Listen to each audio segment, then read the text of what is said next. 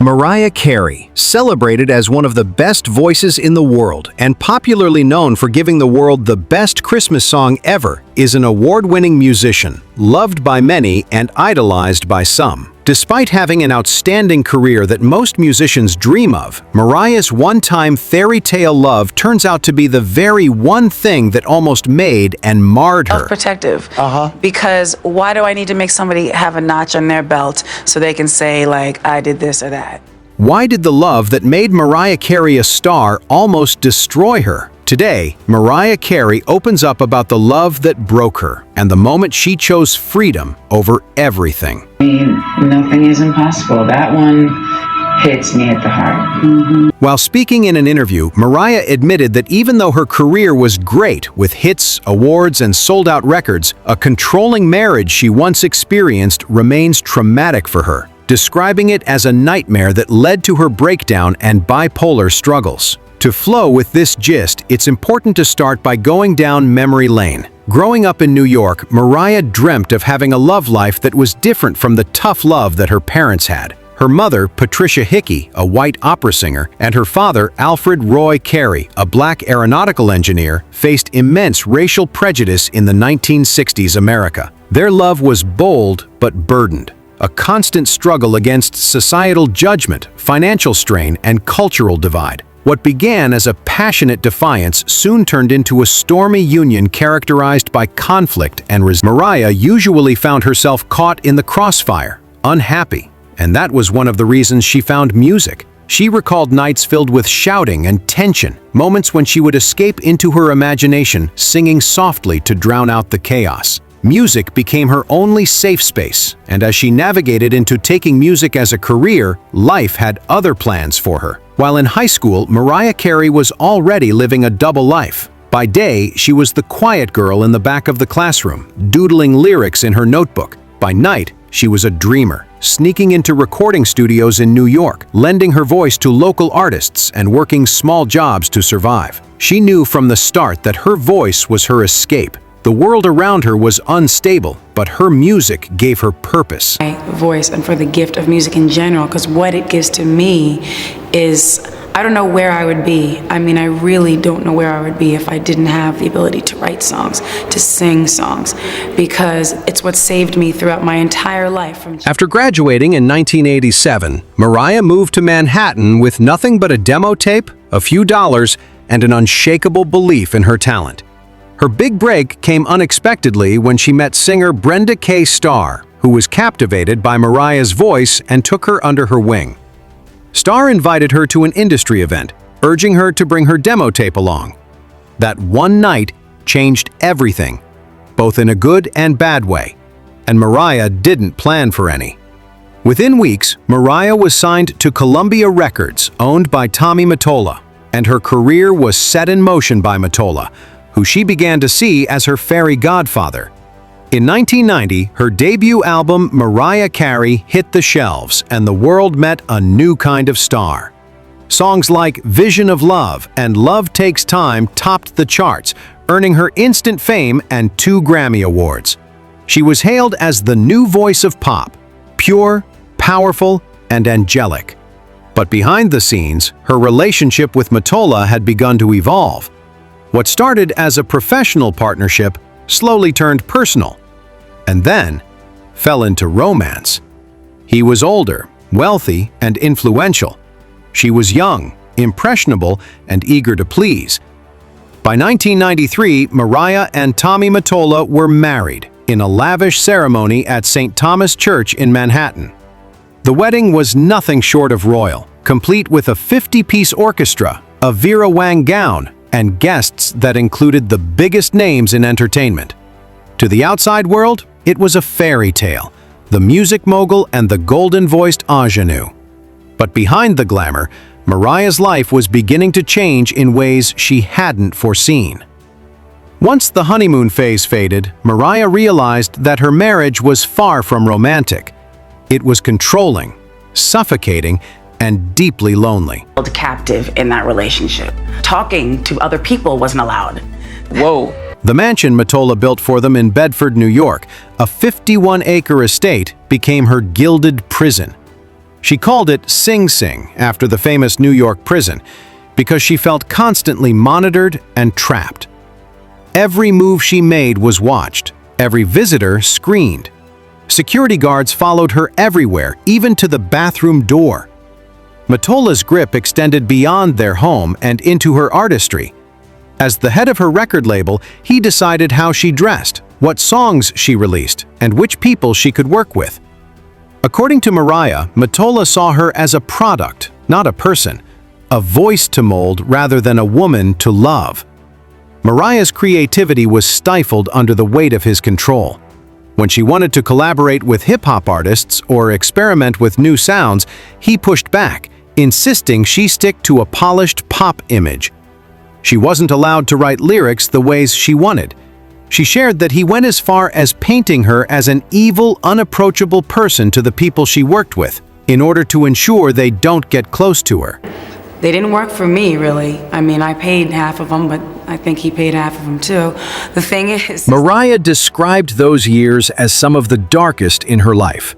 In her memoir, The Meaning of Mariah Carey, she revealed how isolated she felt.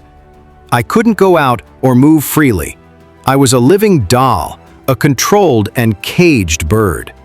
The world saw her smiling on red carpets, performing to adoring fans. But privately, she was suffocating under the illusion of perfection. Her mental and emotional health began to deteriorate under the pressure of being both a global superstar and a controlled wife. The bigger she became artistically, the more strained their relationship grew. Mottola's jealousy and need for dominance intensified.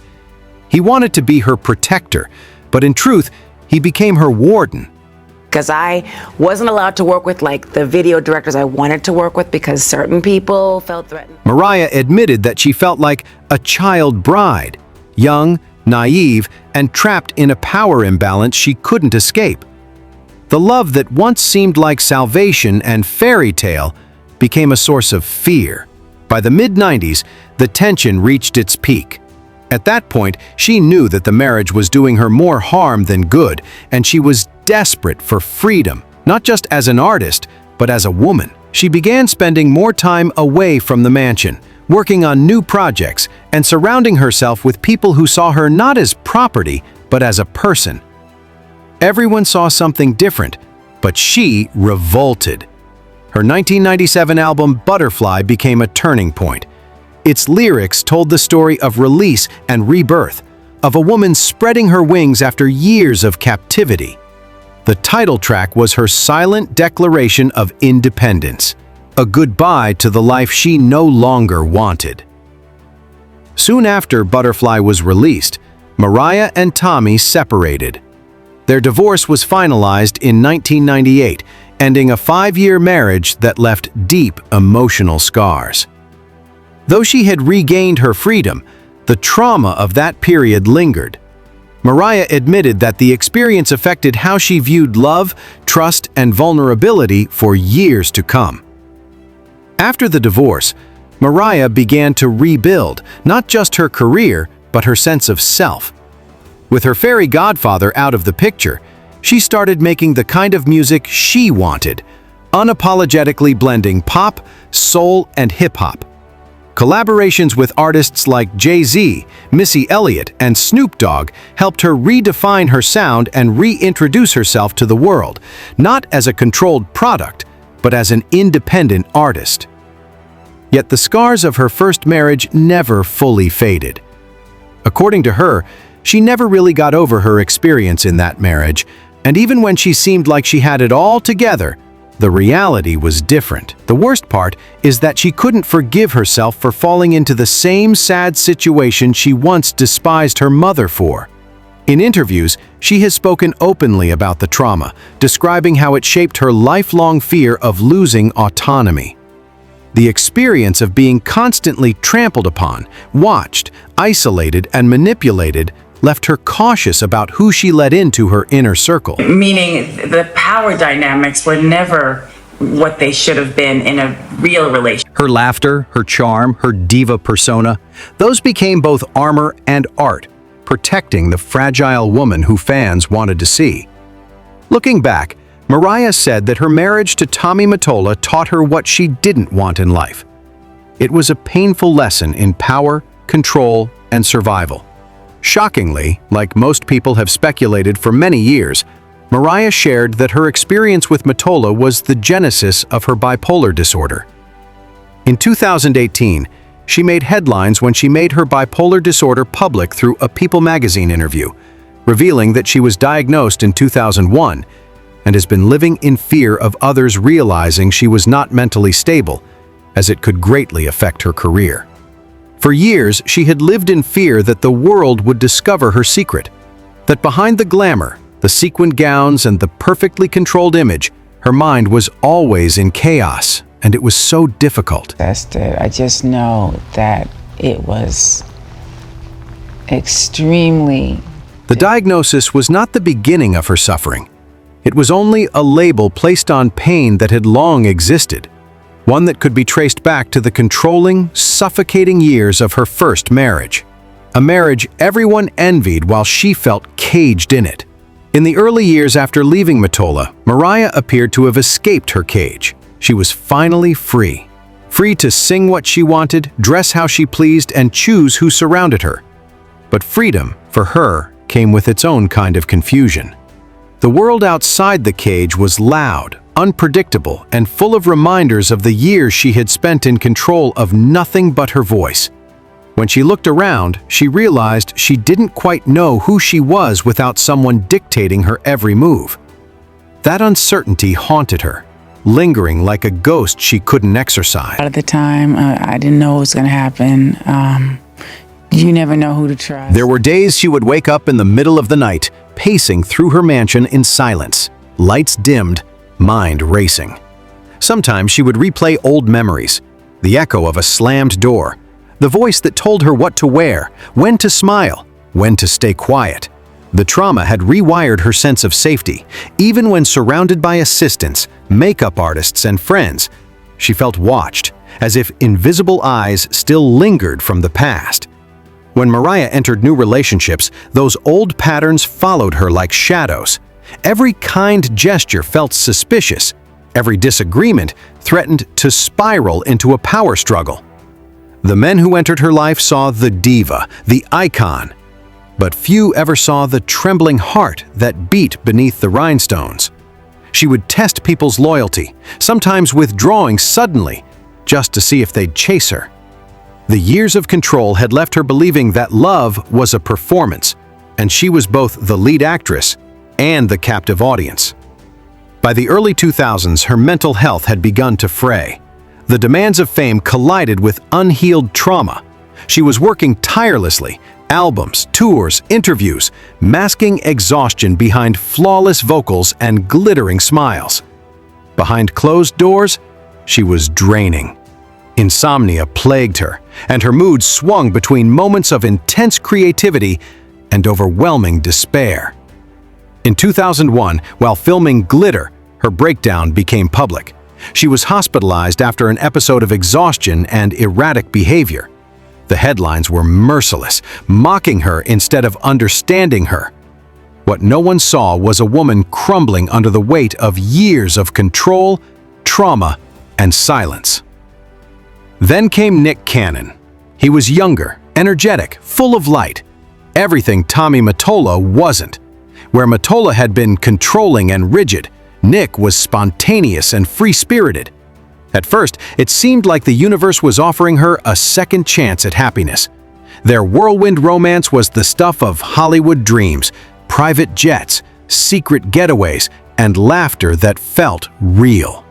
For the first time in years, she believed she might be safe. But trauma doesn't vanish just because love feels easy. In the quiet moments, Mariah's old anxieties would surface. She struggled to believe that Nick's affection was genuine, fearing that everyone around her wanted something. When arguments flared, her mind often returned to that dark mansion in Bedford, where love had once felt like captivity. She grew defensive, distant, needing control over her environment to feel secure. She had become an expert at hiding pain behind laughter. The trauma from Mottola had taught her that vulnerability could be used as a weapon, so she kept her emotions locked away. Despite the challenges, they welcomed twins, Monroe and Moroccan. But the marriage was destined to fail. Sometimes, after a simple argument, fear overwhelmed her, the kind of fear that comes from remembering what it felt like to be trapped. She always overcompensated, insisting on control over her home, her staff, her schedule. The need for independence had become both her power and her prison. Nick admired her strength, but struggled with the walls she built between them. As the years passed, the marriage faltered. They loved each other deeply, but the emotional distance grew too wide to bridge. For Mariah, it wasn't just about the relationship. It was about the nightmares that refused to leave her. Every time she tried to open herself fully, memories of her first marriage whispered that love was dangerous, that trust was a luxury she couldn't afford. When their relationship finally ended in 2014, she handled it with grace in public, but privately, it was another heartbreak layered on top of the old one. After the divorce, she found herself once again in solitude, surrounded by success, yet haunted by emptiness. Her bipolar disorder, which had been quietly managed for years, became harder to control. The swings between mania and depression grew sharper. On her manic days, she would stay awake for days at a time, planning elaborate projects, buying expensive things, and dreaming up new musical ventures. On her depressive days, she would disappear, canceling appearances, staying in her bedroom with curtains drawn, unable to face the world.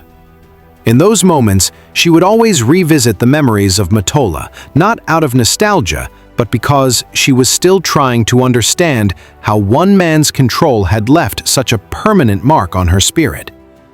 Even as she aged and matured, those early wounds remained fresh in her memory. They shaped how she mothered, how she worked, how she loved. Each time someone got too close, she would retreat. Her instincts told her that vulnerability led to pain.